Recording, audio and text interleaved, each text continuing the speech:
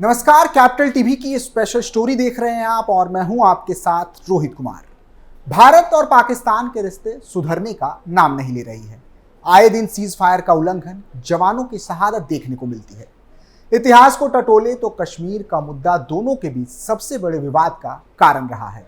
कश्मीर की आड़ में पाकिस्तान ने क्या कुछ नहीं किया, चाहे वो यूएन में कश्मीर का राग अलापना हो या फिर आतंक का सहारा लेना और कश्मीरियों को भारत के खिलाफ भड़काना।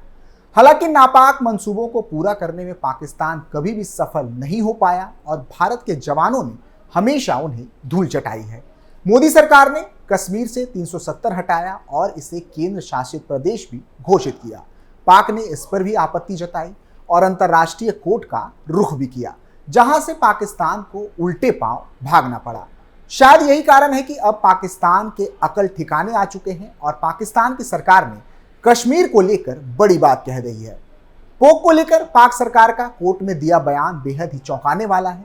क्या कुछ हुआ पाकिस्तान के इस्लामाबाद कोर्ट में, जिसने पोक यानी कि पाकिस्तान अधिकृत कश्मीर को खुद पाकिस्तान ने भारत की झोली में डाल दिया है। बात करेंगे आज की स्पेशल स्टोरी में, साथ ही चर्चा करेंगे कश्मीर से जुड़े कुछ और अहम मुद्दों की।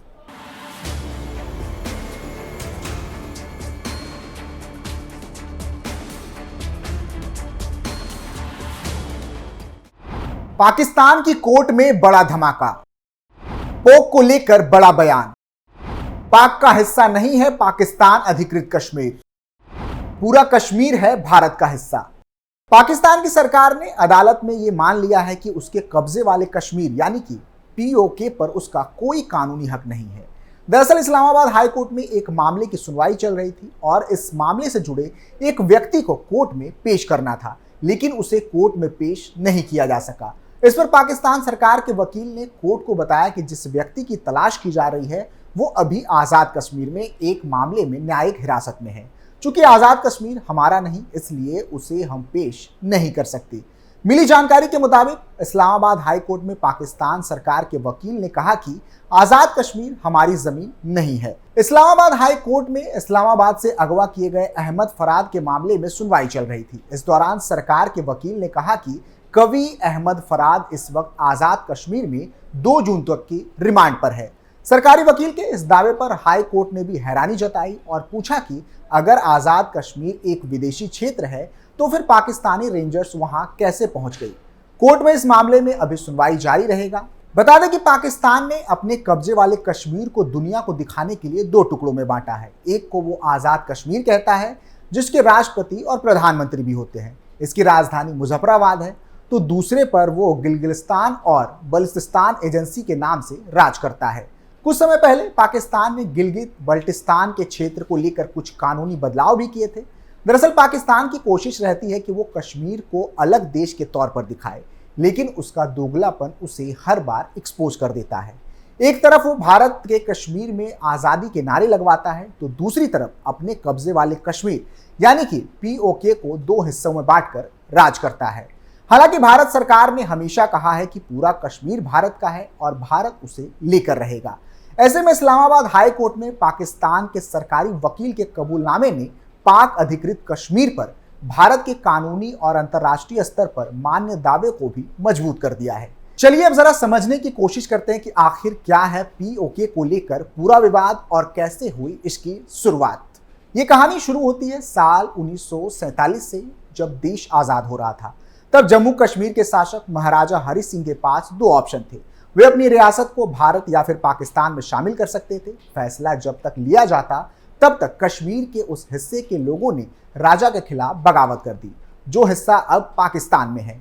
विद्रोह की आग में फूंक मारी पाकिस्तान से भेजे गए कवालियों ने वे एक एक करके हिस्सा के बूते कश्मीर के अलग अलग हिस्सों को हथिया रहे थे। इस विद्रोह को खत्म करने में भारतीय सेना ने राजा की मदद की, लेकिन बदले में कुछ शर्तें भी रखी। बगावत होने और शर्तों पर हामी भरने के बीच ही कश्मीर के कुछ हिस्सों पर विद्रोहियों ने कब्जा कर लिया। इस हिस्से वाले लोगों ने खुद को आज़ाद कश्मीर घोषित कर दिया। बोलचाल में इसे आज़ाद कश्मीर भी कहा जाता है। हालांकि इस पर पाकिस्तान का सीधा हस्तक्षेप है। पीओके का एक हिस्सा और है जो गिलगित बल्तिस्तान कहलाता है।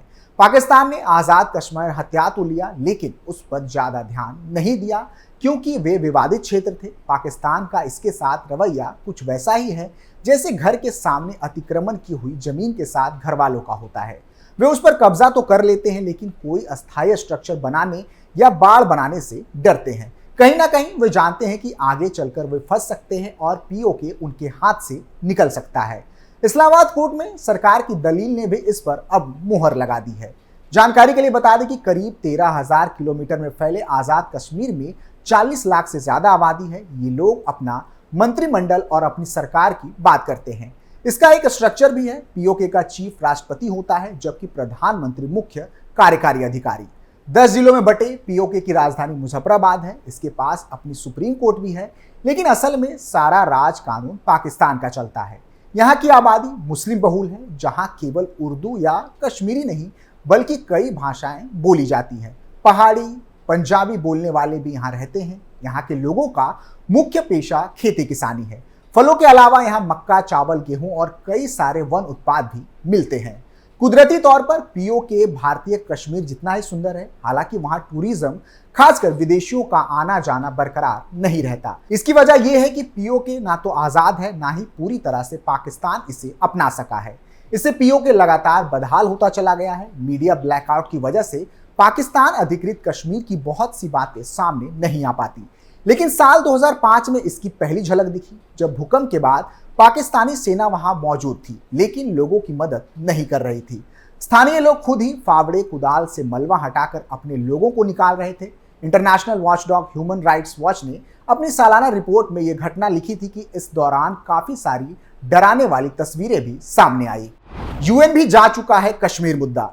1948 में कश्मीर मुद्दा जब संयुक्त राष्ट्र में गया, तब उस साल इस पर 4 प्रस्ताव आए। सबसे पहला आया प्रस्ताव नंबर 38। इस प्रस्ताव में दोनों पक्षों से स्थिति सामान्य बनाने की अपील की गई थी।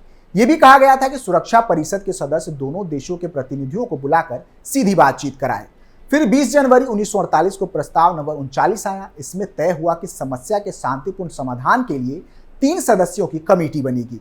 इसमें एक सदस्य भारत और पाकिस्तान से होगा। ये दोनों ही तीसरा सदस्य चुनेंगे।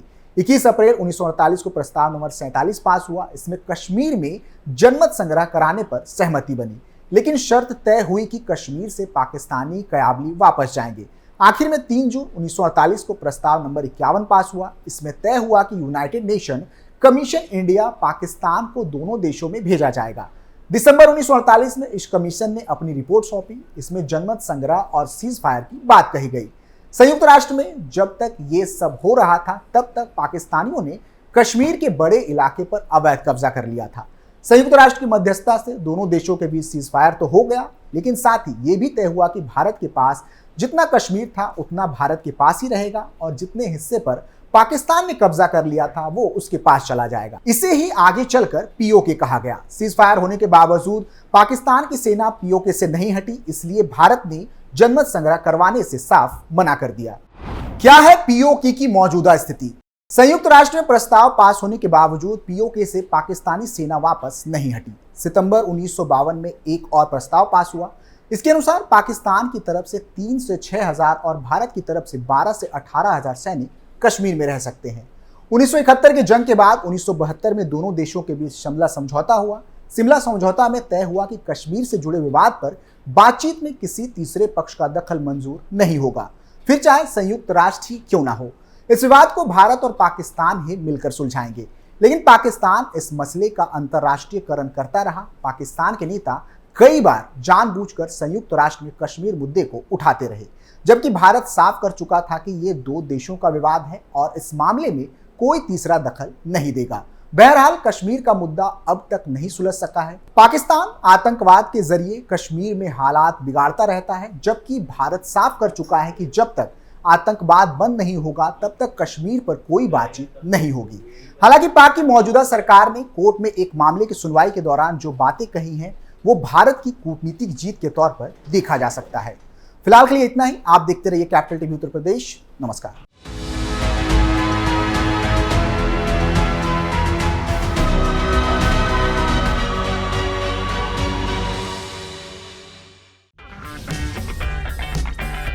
अगर आपको हमारा वीडियो पसंद आया हो तो इसे लाइक करें, हमारे चैनल को सब्सक्राइब करें और हाँ, बेल आइकन दबाना ना भूलें ताकि आप तक हमारे वीडियो की नोटिफिकेशन पहुंचती रहे। आप अपना सुझाव हमें कमेंट बॉक्स में दे सकते हैं। हमारे साथ जुड़ने के लिए शुक्रिया।